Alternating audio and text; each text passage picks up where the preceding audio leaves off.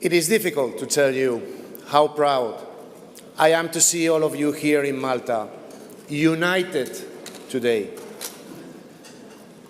Thank you, Simon Busuttil, and your party for hosting us.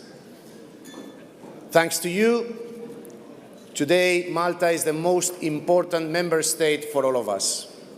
You have made Malta the center of the attention of 3,000 delegates and guests and more than 250 journalists from all around Europe.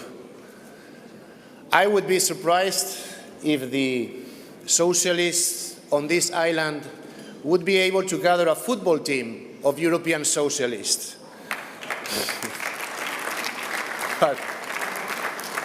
But of course, you cannot blame the European socialists, because they know that the Socialist Party on this island was against the accession of Malta to the EU.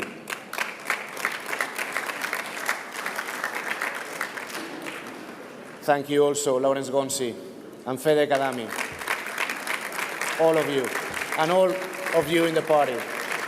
You were the ones who had Malta in Europe, at the center of Europe. Thank you very much.